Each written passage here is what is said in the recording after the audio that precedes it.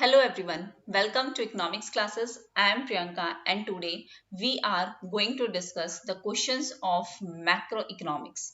Macroeconomics से related जितने भी questions दिसंबर 2024 में पूछे गए हैं वो questions आज हम discuss करेंगे और उनसे related जितने भी concepts हैं वो सारे concepts भी हम इसी क्लास में clear करेंगे.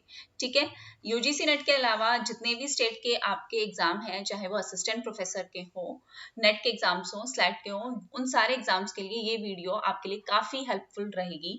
सो जो भी स्टूडेंट्स रिलेटेड है please share with them. So let's start with question number 1. Question number 1 क्या है? Arrange the introduction of following concepts in chronological order. हमें ये सारे कंसेप्ट्स जो है वो क्रोनोलॉजिकल ऑर्डर में अरेंज करने हैं. ठीक है, सबसे पहला पॉइंट क्या है? Adaptive expectation. किसने दिया है? फ्रीडमैन ने. ये क्वेश्चंस भी डायरेक्टली पूछे जाते हैं कि ये हाइपोथेसिस किसने दी है. ठीक है, मैचअप में. रिलेटिव इनकम हाइपोथेसिस किसने दी है? डूजेनबेरी ने. एफिशिएंसी वेज किसने दिया है? स्लिब्स ने. ये क्वेश्चन पिछली बार भी आया था. रेशनल एक्सपेक्टेशन किसने दिया है? लुकस ने. ठीक है, इफेक्टिव डिमांड प्रॉब्लम किसने दी है? क्लैर्की ने. तो हमें ये सारी जो हाइपोथेसिस है उसे क्रोनोलॉजिकल ऑर्डर में अरेंज करना है. सबसे पहले अगर हम बात करें एडेप्टिव एक्सपेक्टेशन हाइपोथेसिस की जो फ्रीडमैन ने दिया है, मिल्टन फ्रीडमैन ने. ठीक है, कब? इन द ईयर 1957-58 के अराउंड. ठीक है, नेक्स्ट अगर हम बात करें रिलेटिव इनकम हाइपोथेसिस की, डूजेनबेरी ने दिया है. कब? इन द ईयर 1949. ये सारे ईयर्स आपको याद करने पड़ेंगे, इसका कोई ऑप्शन नहीं है. ठीक है, तो ऐसा कर सकते हो आप कि जितने भी क्रोनोलॉजिकल ऑर्डर्स के क्वेश्चन होते हैं ना, हाइपोथेसिस से रिलेटेड जितने भी क्वेश्चंस हैं उनकी एक लिस्ट बना लो और उन्हें नोट डाउन करते जाओ अलग अलग यूनिट के. ठीक है, इंटरनेशनल ट्रेड में भी पूछा जाता है, माइक्रो में भी पूछा जाता है, मैक्रो में भी, सभी एग्जाम्स में, ग्रोथ एंड डेवलपमेंट में भी specially. Now next efficiency wage hypothesis. ये स्लिट्स ने दी है, जोसेफ स्लिट्स इनका नाम है. ठीक है, और इन्होंने काम किया है इन द ईयर 1970s और 80s के टाइम पे. ठीक है, now next is rational expectation hypothesis. Lucas ने दी है. रेशनल एक्सपेक्टेशन हाइपोथेसिस उन्होंने दी है in the year 1972. Next is effective demand problem.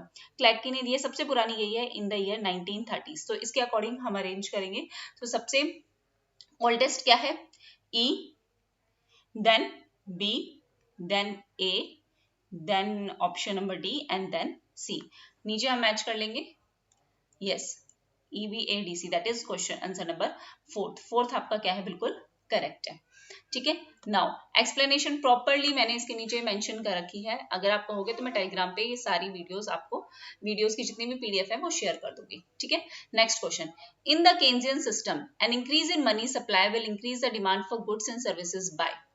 Keynesian system में अगर मनी सप्लाई इंक्रीज हो रही है, उससे demand for goods and services increase हो रहा है bye increasing consumption, via real balance effect, increasing bond and demand and thereby reducing the interest rate, reducing bond and demand and thereby reducing the interest rate, increasing real wage and thereby increasing the transaction demand. इन चारों options में से आपको select करना है. सबसे पहले video post करके आप खुद आंसर डिसाइड करना कि क्या है, उसके बाद ही एक्सप्लेनेशन सुनना. ठीक है, वो ज्यादा हेल्पफुल रहेगा आप लोगों के लिए.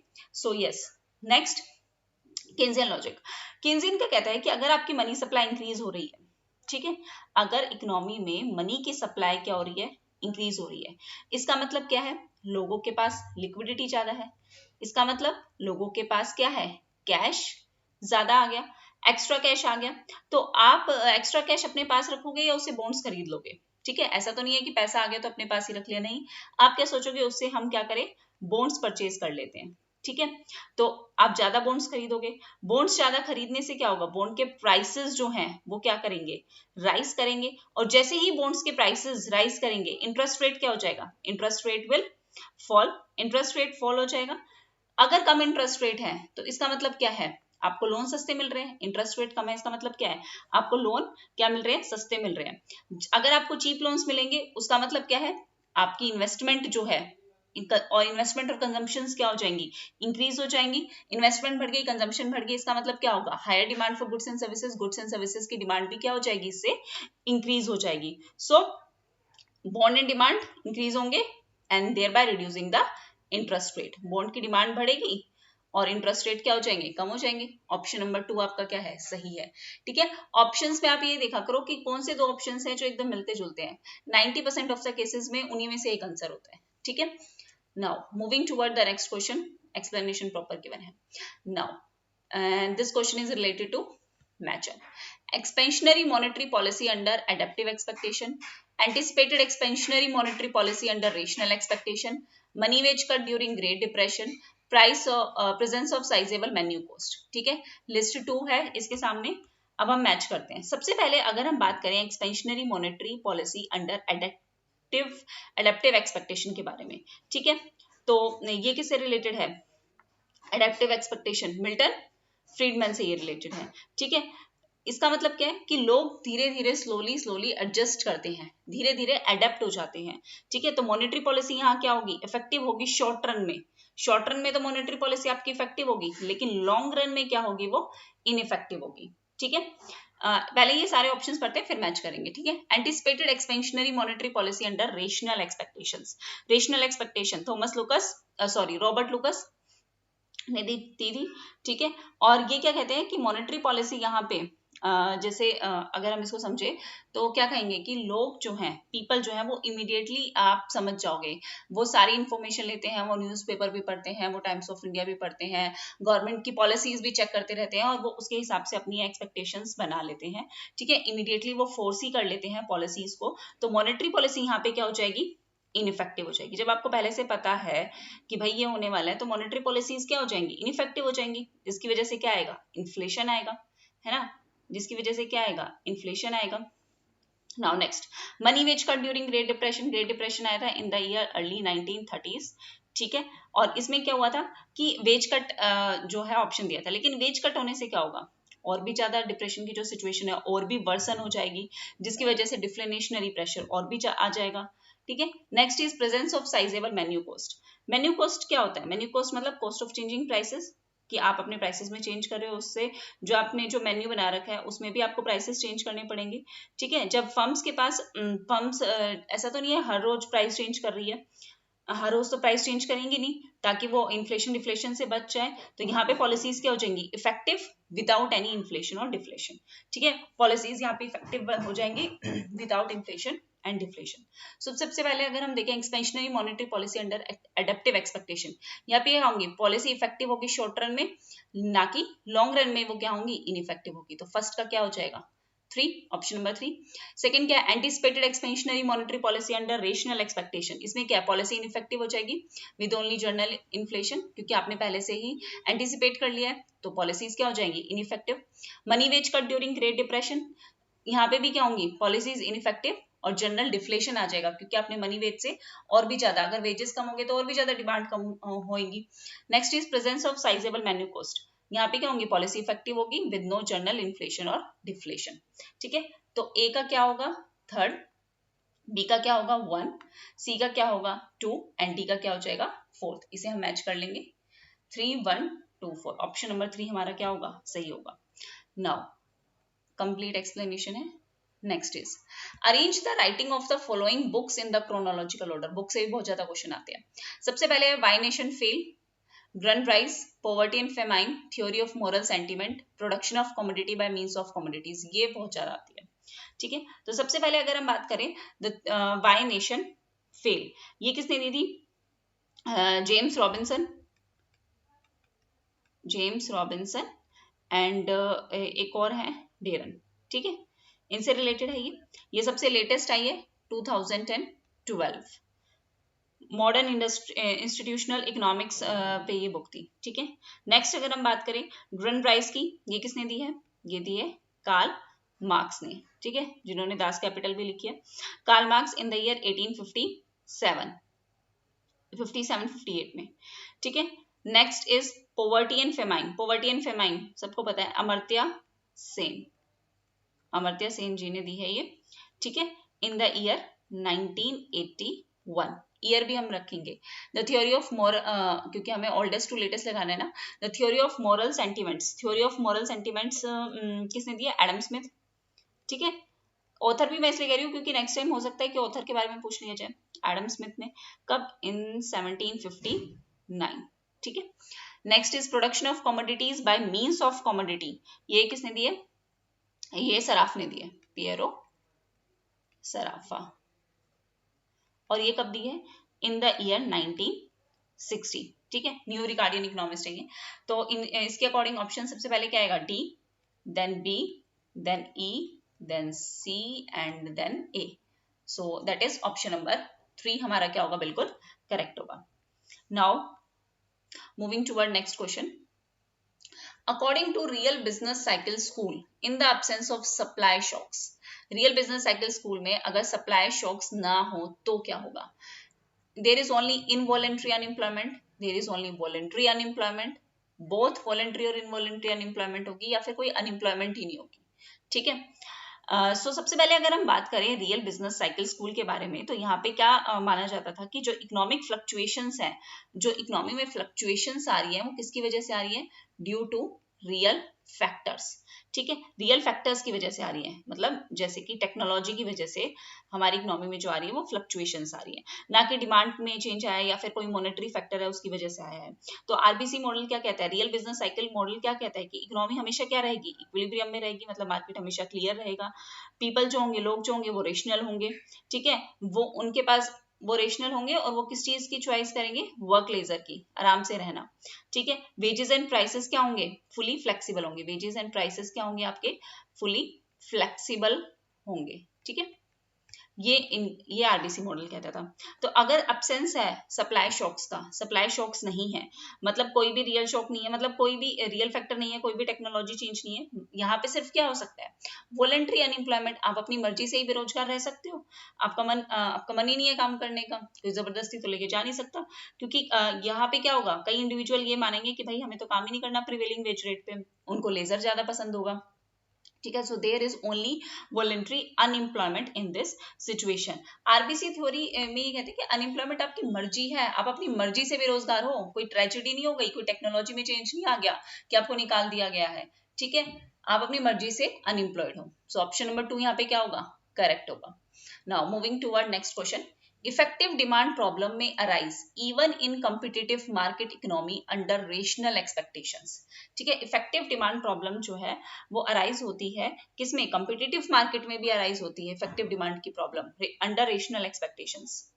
अगर अगर क्या हो? परफेक्ट फोरसाइट हो आपकी कि अपने पहचान लें, या कोऑर्डिनेशन फेलियर है, या एंटीसिपेटेड डिमांड शॉक आ गई, या अनएंटीसिपेटेड सप्लाई शॉक आ गई. ठीक है, तो अगर हम बात करें लोगों की क्या है? रेशनल एक्सपेक्टेशन है, मतलब ऑन एन एवरेज वो हमेशा क्या करते हैं? सही फोरकास्ट कर लेते हैं. ऑन एन एवरेज उनकी फोरकास्टिंग क्या होती है? सही होती है. तो इकोनॉमी फिर भी सफर कर सकती है डिमांड की प्रॉब्लम से. इकोनॉमी में फिर भी डिमांड की प्रॉब्लम क्यों आ सकती है? अगर कोऑर्डिनेशन फेलियर है, इंडिविजुअल के बीच में और फर्म्स के बीच में कोऑर्डिनेशन फेलियर है, उसकी वजह से ही सिर्फ इफेक्टिव डिमांड की प्रॉब्लम आ सकती है, क्योंकि आप फोरकास्ट तो ऑन एन एवरेज सही करते हो. ठीक है, इसका मतलब क्या है? कोऑर्डिनेशन फेलियर का क्या मतलब है? इसका मतलब है कि कोई भी इंडिविजुअल या फर्म वो कोऑर्डिनेट करने में क्या हो गए हैं? फेल हो गए हैं, बेटर आउटकम आ रहे हैं, दोनों मिलकर बहुत अच्छा काम कर सकते हैं, लेकिन फर्म क्या होती है? फर्म ये सोचती है कि डिमांड क्या होगी? कम होगी, इसलिए वो इन्वेस्ट नहीं करती. तो वो क्या सोचते हैं कि डिमांड क्या होंगी? कम होंगी, इसलिए वो इन्वेस्ट नहीं करते हैं, जिसकी वजह से क्या होंगे?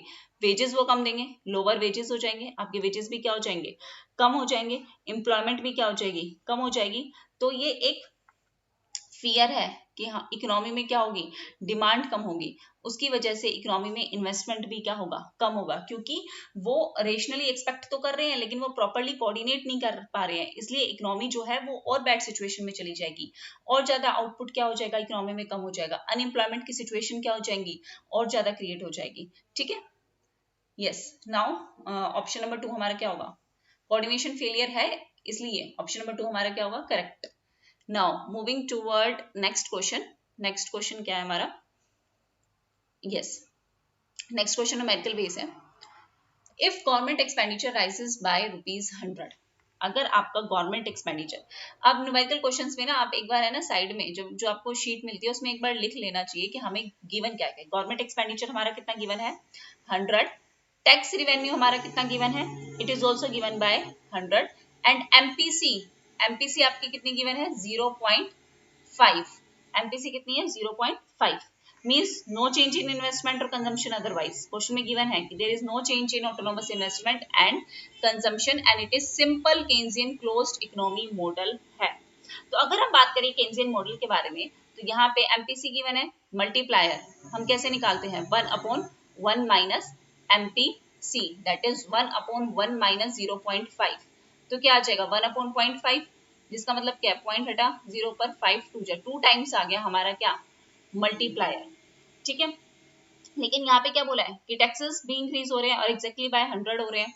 ठीक है, गवर्नमेंट का एक्सपेंडिचर बढ़ा, टैक्स रिवेन्यू बढ़ा, मतलब गवर्नमेंट ने जो ये सो कमाए वही क्या कर दिए, इकोनॉमी में खर्च कर दिए। ठीक है, अब टैक्स बढ़ा है 100 से, तो इसका मतलब हमारी डिस्पोजेबल इनकम जो क्या हुई होगी वो भी 100 से रिड्यूस हुई होगी। और मार्जिनल प्रोपेंसिटी टू कंज्यूम क्या है हमारी 0.5, मतलब इसका 0.5 क्या हो रहा है, वो भी रिड्यूस हो रहा है, इससे भी हमारी कंजम्पशन फॉल हो रही है। तो 100 का 0.5 क्या चला गया 50 से हमारी कंजम्पशन क्या हो रही है, फॉल हो रही है। नाउ अगर हमारी कंजम्पशन फॉल हो रही है तो इसका मतलब क्या है, इकोनॉमी में क्या है, एक नेगेटिव इम्पैक्ट आ रहा है। तो फाइनल चेंज क्या होगा जीडीपी में, नेट इनिशियल चेंज कितना है, कंजम्पशन कितने से रिड्यूस हुई हमारी 50 से, मल्टीप्लायर कितना है हमारा 2 टाइम्स, तो नेट चेंज कितना आएगा, जीडीपी कितने से चेंज हो रही है 100 से।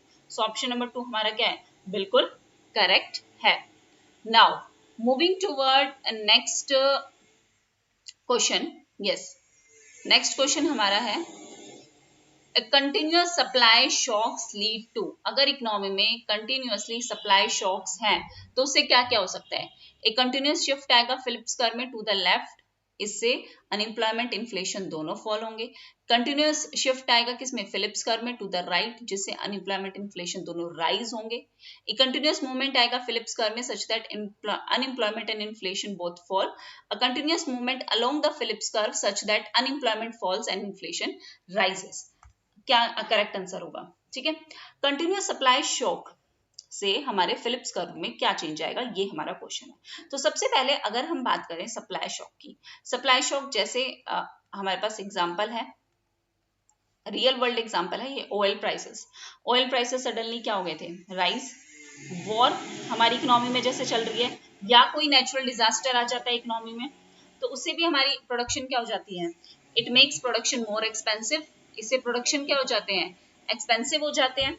ठीक है, तो फर्म्स क्या करती हैं, अगर आपकी कॉस्ट ज्यादा आ रही है तो फर्म्स क्या करेंगी, firms will produce less, firm अपनी प्रोडक्शन को क्या कर देगी, कम कर देगी, जिससे आउटपुट क्या होगा, आउटपुट भी कम प्रोड्यूस होगा। प्राइसेस क्या करेंगे, प्राइसेस हमारे राइज करेंगे। देखा है ना आपने कि इकोनॉमी में अगर वॉर चल रहा है, कुछ भी चल रहा है, तो हमारे गुड्स के प्राइसेस क्या हो जाते हैं, इंक्रीज हो जाते हैं। मतलब हमारे इकोनॉमी में कौन सी प्रॉब्लम आ गई, कोस्ट पुश इन्फ्लेशन की। इकोनॉमी में कोस्ट इंक्रीज होने से, प्रोडक्शन ऑफ कॉस्ट इंक्रीज होने से हमारा इन्फ्लेशन क्या हो गया, इंक्रीज हो गया, आउटपुट क्या हो गया, कम हो गया, अनएम्प्लॉयमेंट क्या हो गई, राइज हो गई। आउटपुट कम है, अनएम्प्लॉयमेंट बढ़ गई है, इस सिचुएशन को हम क्या कहते हैं, इस सिचुएशन को हम कहते हैं स्टैगफ्लेशन। ठीक है, साथ साथ जो और पॉइंट्स है वो भी आपको रिवाइज करते रहना है, ऐसा नहीं है कि क्वेश्चन के आंसर क्या चलो आगे, नहीं, इस सिचुएशन को क्या कहते हैं, स्टैगफ्लेशन। अब इसका फिलिप्स कर्व पे क्या इफेक्ट पड़ेगा हमें ये देखना है। नॉर्मली फिलिप्स कर्व जो है वो क्या शो करता है कि अनएम्प्लॉयमेंट में एंड इन्फ्लेशन में, अनएम्प्लॉयमेंट में एंड इन्फ्लेशन में क्या है, इनवर्स रिलेशन है, there is a inverse relationship between unemployment and inflation. अगर अनएम्प्लॉयमेंट ज्यादा कम है तो इन्फ्लेशन ज्यादा, अगर अनएम्प्लॉयमेंट ज्यादा है तो इन्फ्लेशन क्या होगा, कम होगा। लेकिन कंटिन्यूअसली अगर इकोनॉमी में सप्लाई शॉक्स आ रहे हैं तो अनएम्प्लॉयमेंट और इन्फ्लेशन दोनों ही क्या होंगे, राइज होंगे, लगातार सप्लाई शॉक आ रहे हैं, तो दोनों ही सिचुएशन में हमारा जो सप्लाई फिलिप्स कर्व है, सॉरी, जो ये जो सिचुएशन है इनवर्स रिलेशन की, वो तो काम ही नहीं करेगी, इनवर्स रिलेशन की सिचुएशन क्या हो जाएगी, फेल हो जाएगी।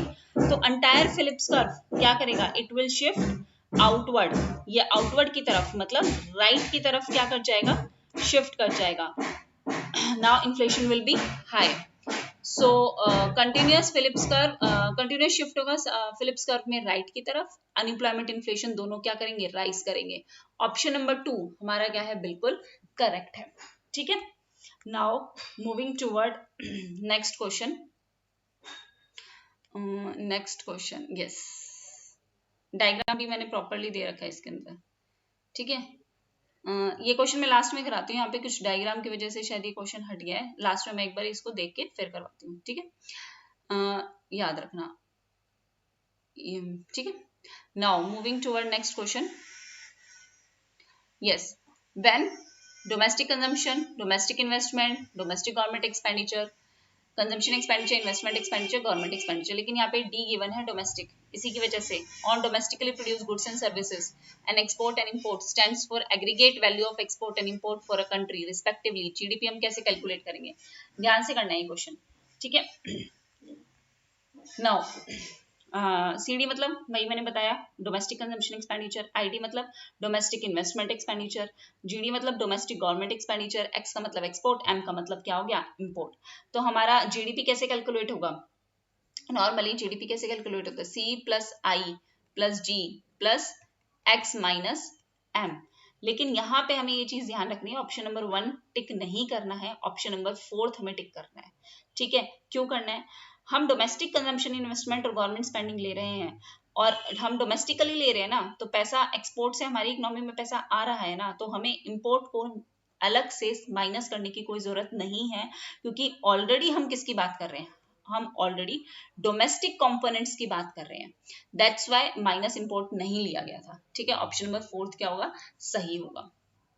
Now moving toward question number next question अगर हम देखें, yes, marginal efficiency of capital and marginal efficiency of investment converge perfectly कब कन्वर्ज करेंगे, ठीक है, जब net rate of investment positive होगा, जब net rate of investment negative होगा, जब net rate of investment zero होगा, और जब net value of capital stock क्या होगा, जीरो होगा। कौन सा ऑप्शन हमारा सही होगा, ठीक है, ध्यान से। सबसे पहले अगर हम बात करें मार्जिनल एफिशिएंसी ऑफ कैपिटल की, मार्जिनल एफिशिएंसी ऑफ कैपिटल का मतलब क्या है, कि आपकी एक्सपेक्टेड प्रॉफिटेबिलिटी बढ़ रही है, आपने कैपिटल बढ़ाया, आपका प्रॉफिटेबिलिटी बिजनेस की बढ़ी, ठीक है। मार्जिनल उसी की एफिशिएंसी, कैपिटल की कितनी एफिशिएंसी है, एडिशनली, ठीक है, मार्जिनल मतलब एडिशनल। इन्वेस्टमेंट की कितनी एफिशिएंसी है, कि उसकी वजह से हमारी एक्सपेक्टेड प्रॉफिटेबिलिटी क्या हो रही है, इंक्रीज हो रही है। तो नॉर्मली जब हम मार्जिनल एफिशिएंसी ऑफ कैपिटल और मार्जिनल एफिशिएंसी ऑफ इन्वेस्टमेंट की बात करते हैं, तो इसमें जो डिफरेंस आता है वो किसकी वजह से आता है, it is due to net investment. ये जो डिफरेंस आ रहा है वो किसकी वजह से आ रहा है, due to net investment. Means जब हम नई कैपिटल लेके आते हैं या फिर उसे हटाते हैं, या तो हम नई कैपिटल लेके आ रहे हैं, ऐड कर रहे हैं, या फिर उसे क्या कर रहे हैं, रिमूव कर रहे हैं, तो उसकी वजह से नेट इन्वेस्टमेंट में चेंज आता है, ठीक है। यही डिफरेंस लेके आता है किसके बीच में, मार्जिनल एफिशिएंसी ऑफ कैपिटल और मार्जिनल एफिशिएंसी ऑफ इन्वेस्टमेंट के बीच में। तो नेट रेट ऑफ इन्वेस्टमेंट का मतलब क्या है, ग्रोस इन्वेस्टमेंट माइनस डेप्रिसिएशन, यही है। और यहाँ पे देखने वाली बात क्या है, उसने बोला है कि ये कन्वर्ज करेंगे परफेक्टली कब, अगर हमारी ये जो नेट है वो क्या हो जाए, नेट रेट ऑफ इन्वेस्टमेंट अगर हमारी जीरो हो जाए, और ये जीरो कब होगी, जब हमारी ग्रोस इन्वेस्टमेंट किसके बराबर होगी, डेप्रिसिएशन के बराबर, दोनों बराबर होंगे तो हमारी नेट रेट ऑफ इन्वेस्टमेंट क्या आ जाएगी, जीरो आ जाएगी, ठीक है। तो perfectly net rate of investment zero होगी, तो हमारा ये क्या कर जाएगा, कन्वर्ज, ठीक है। मींस ना ही कोई नई कैपिटल आई है, ना ही कोई रिमूव की गई है, सिर्फ इकोनॉमी में क्या हुई है, सिर्फ रिप्लेसमेंट हुई है। इकोनॉमी में मतलब आपकी फर्म में क्या हुई है, सिर्फ रिप्लेसमेंट हुई है, इन्वेस्टमेंट सेम है, means net rate of investment is zero. इसका मतलब ऑप्शन नंबर 3 हमारा क्या होगा, बिल्कुल करेक्ट होगा। Now moving toward next question, arrange in descending order the extent of crowding out effect. Crowding out effect होगा और उसे डिसेंडिंग ऑर्डर में अरेंज करना है, मतलब किस इकोनॉमी में, मैक्रो में, केन्जियन में, आईएसएलएम फ्रेमवर्क में, या फिर सिंपल केन्जियन में, क्लासिकल में, केन्जियन में, आईएसएलएम में, सिंपल केन्जियन में, किसमें क्राउडिंग आउट इफेक्ट डिसेंडिंग मतलब सबसे ज्यादा किसमें होगा, फिर उससे कम, फिर उससे कम, फिर उससे कम। इस तरीके से हमें इस क्वेश्चन में क्या करना है, अरेंजमेंट करना है, ठीक है। तो सबसे पहले क्राउडिंग आउट की बात करें, मोस्ट ऑफ द स्टूडेंट्स को पता होगा क्राउडिंग आउट का मतलब क्या होता है, कि इकोनॉमी में गवर्नमेंट की स्पेंडिंग इतनी इंक्रीज हो गई है जिसकी वजह से प्राइवेट सेक्टर की जो इन्वेस्टमेंट है वो क्या हो गई है, डिक्रीज हो गई है, ठीक है। जितना ज्यादा क्राउडिंग आउट, इसका मतलब गवर्नमेंट की स्पेंडिंग फुली क्या कर रही है, रिप्लेस कर रही है प्राइवेट इन्वेस्टमेंट को। जितना कम क्राउडिंग आउट, इसका मतलब गवर्नमेंट की स्पेंडिंग से ओवरऑल डिमांड बढ़ रही है, लेकिन प्राइवेट इन्वेस्टमेंट भी अपनी इन्वेस्टमेंट कर रहा है, ठीक है। तो सबसे पहले अगर हम बात करें क्लासिकल मैक्रो मॉडल की, ये किस में बिलीव करते थे, क्लासिकल्स फुल एम्प्लॉयमेंट में बिलीव करते थे। गवर्नमेंट की स्पेंडिंग यहाँ पे मैक्सिमम, गवर्नमेंट की स्पेंडिंग कंप्लीटली क्राउड आउट कर देती है किसको, प्राइवेट इन्वेस्टमेंट को, तो यहाँ पे सबसे ज्यादा क्राउड आउट होता है। तो सबसे पहले ये, उसके बाद अगर हम बात करें neoclassical synthesis system, complete Keynesian system assuming general condition, यहाँ पे क्या होता है, यहाँ पे आईएसएलएम और सिंपल, यस, इसके अंदर क्या करते हैं इन्होंने, complete Keynesian system assuming general condition, means ये क्या कर रहे हैं, यहाँ पे कंबाइन किया क्लासिकल और केन्जियन के फ्रेमवर्क को, यहाँ पे क्या होगा, पार्शियल क्राउडिंग आउट होगा, लेकिन उतना नहीं होगा, पार्शियल क्राउडिंग आउट होगा यहाँ पे, ठीक है। ज्यादा होगा, क्लासिकल से कम होगा, लेकिन वैसे नॉर्मली ज्यादा होगा, लेकिन क्लासिकल से थोड़ा कम होगा, ठीक है। नेक्स्ट अगर हम ISLM फ्रेमवर्क की बात करें तो यहाँ पे गवर्नमेंट स्पेंडिंग इंक्रीज हो रही है, लेकिन उसके साथ साथ इंटरेस्ट रेट भी क्या हो रहा है, इंक्रीज हो रहा है, ठीक है। तो यहाँ पे भी इन्वेस्टमेंट होगी पार्शली, थोड़ी सी कम, इनसे कम, सबसे ज्यादा इसमें, फिर उससे कम इसमें, फिर उससे कम इसमें। सिंपल केन्जियन मॉडल क्या कहता है, ये तो एज्यूम ही करते हैं flat LM curve. LM curve क्या होता है इनके में, फ्लैट होता है, मतलब परफेक्टली इलास्टिक मनी सप्लाई होती है at a given interest rate, perfectly elastic है, ठीक है। सो यहाँ पे बिल्कुल भी नो क्राउडिंग आउट इफेक्ट। ये सारे मॉडल्स हैं, अगर आप कहोगे तो मैं सारे एक्सप्लेन कर दूंगी वन बाय वन, किसमें परफेक्टली इलास्टिक है, किसमें इन इलास्टिक है, ठीक है। तो सबसे कम किसमें है, सिंपल केन्जियन मॉडल में, तो सबसे ज्यादा ए में, फिर बी, फिर सी, फिर D. It means option number 1 क्या होगा, बिल्कुल करेक्ट होगा। Now moving toward next question. Next question हमारा क्या है, given the following statement state which one is correct. आसान है ये तो। GDP is devoid of all types of double counting. GDP जब हम कैलकुलेट करते हैं तो सारी की सारी डबल काउंटिंग हटा देते हैं।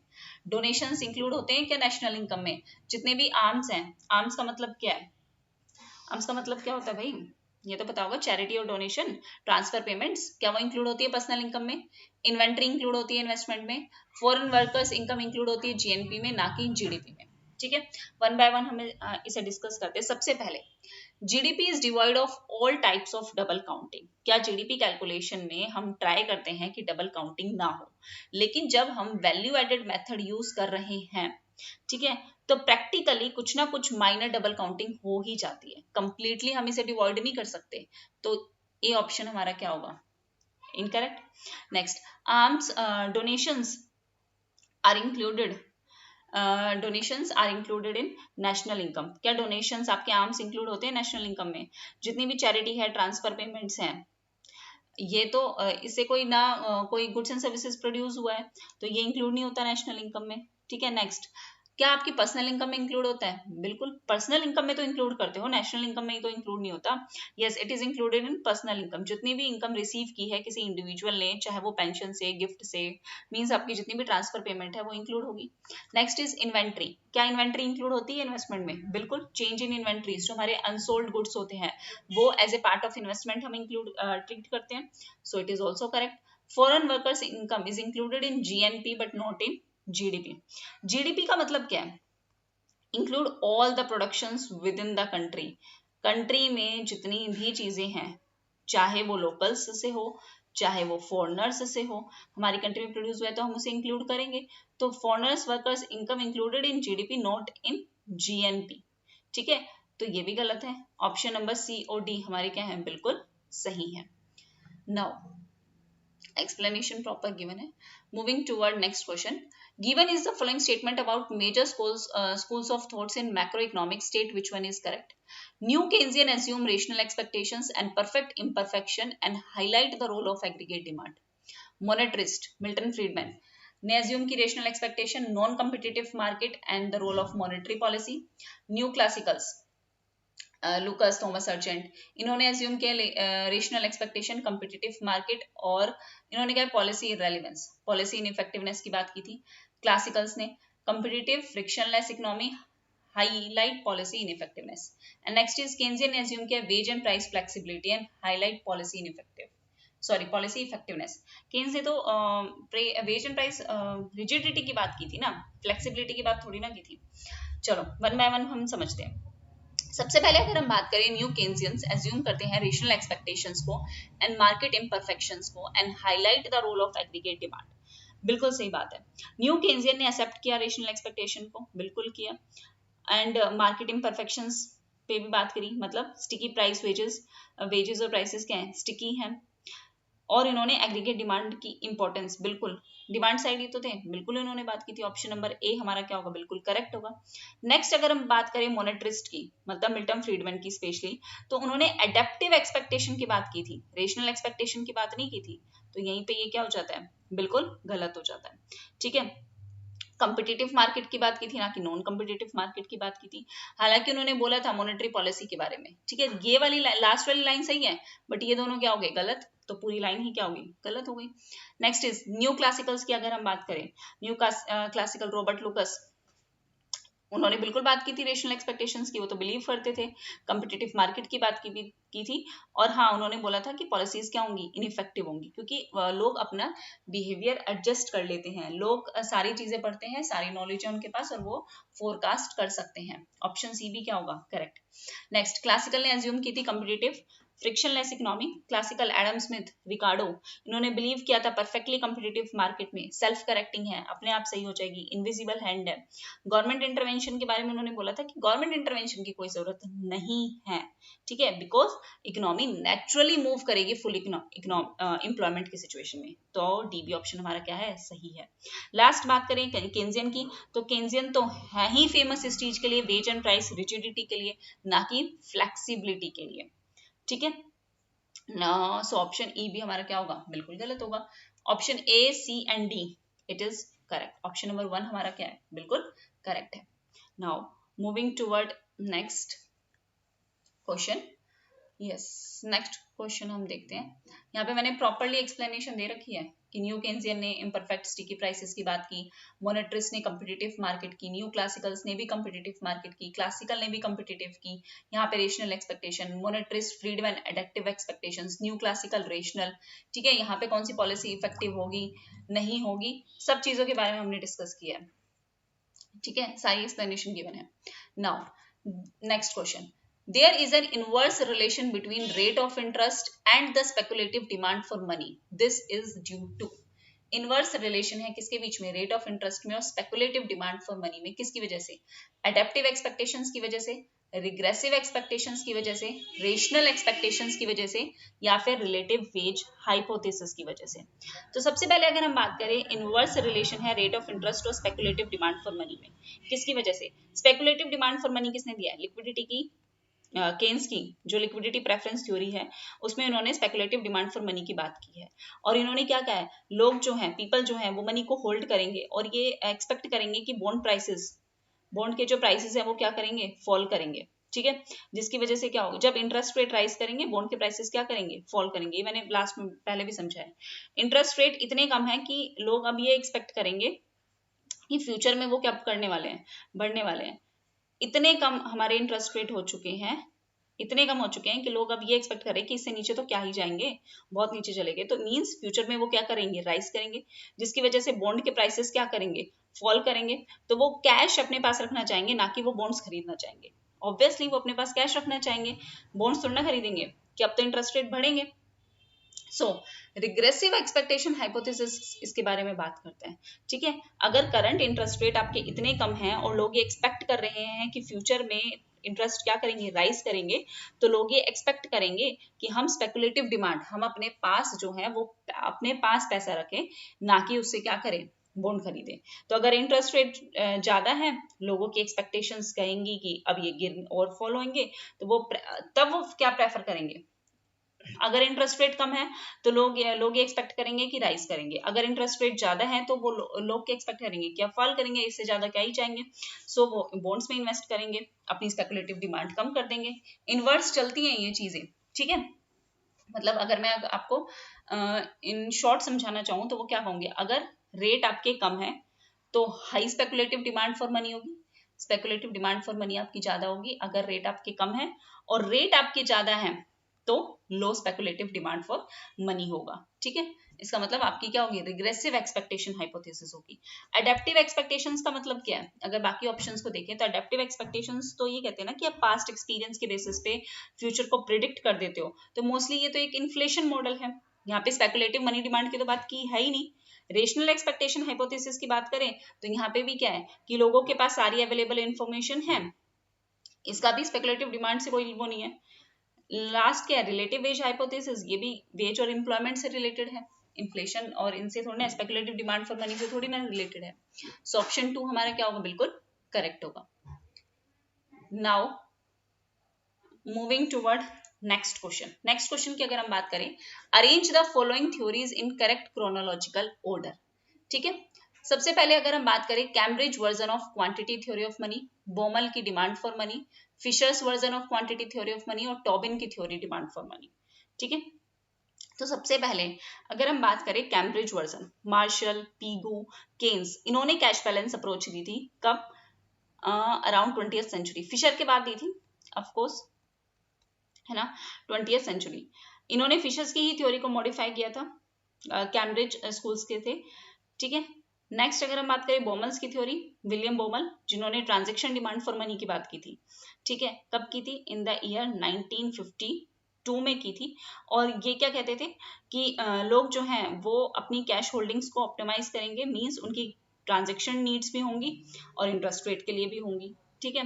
नेक्स्ट अगर हम बात करें फिशर्स का वर्जन, सबको पता है MV is equal to PT, मतलब मनी इंटू वेलोसिटी, किसके इक्वल है? प्राइस और ट्रांजैक्शन के इक्वल है। सबसे ओल्डेस्ट तो यही है, सबसे पुरानी 1911, ठीक है। अपनी बुक में इन्होंने लिखा था, क्या था बुक का नाम? Purchasing power of money, yes, हाँ। नेक्स्ट टॉबिन्स की थ्योरी, जेम्स टॉबिन ने दी थी, बोमल के ही वर्क को उन्होंने एक्सपेंड किया था इन द ईयर 1956। टॉबिन ने इंट्रोड्यूस किया था किसके बारे में?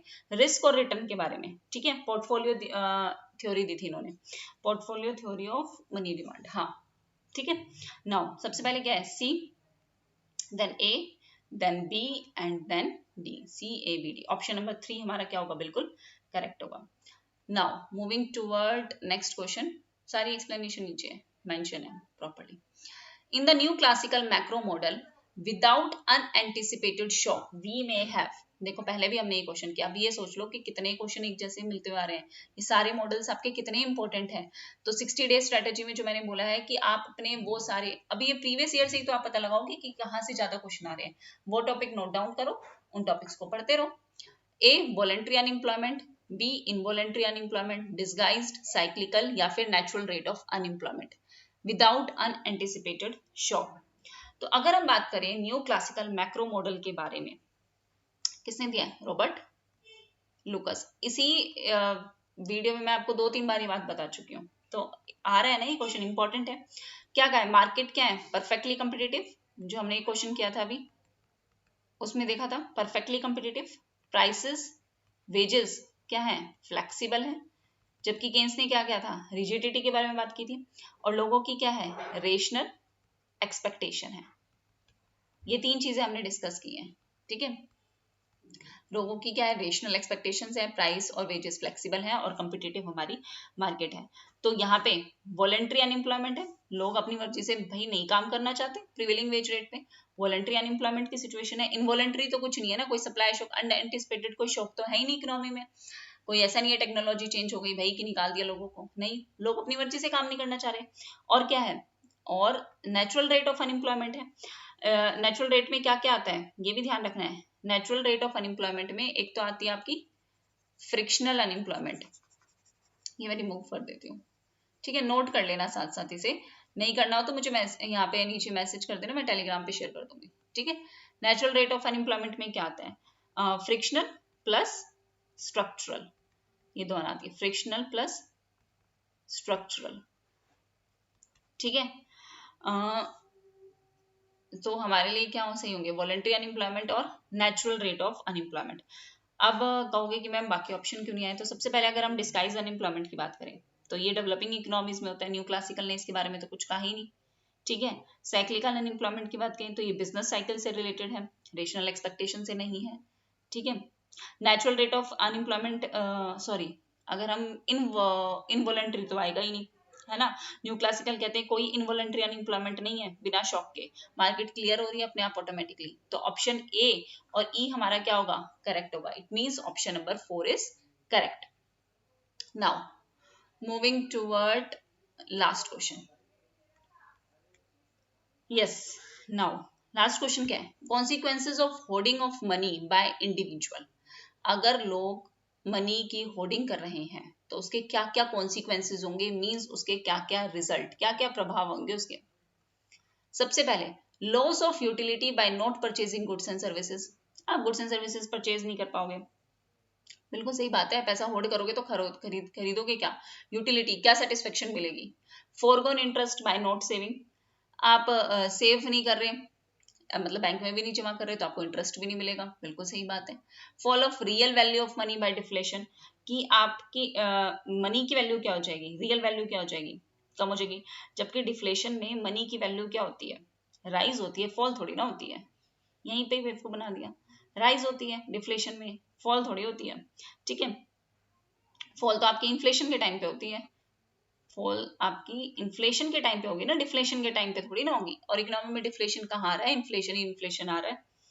ऑप्शन नंबर सी बिल्कुल गलत। Loss of return by not purchasing other assets, बिल्कुल पैसा रखोगे उसकी बजाय कोई एसेट्स खरीद लोगे तो उससे तो रिटर्न आएगा ना। अब आप पैसा नहीं रख रहे, होल्ड करके रख रहे हो, तो रिटर्न नहीं मिलेगा।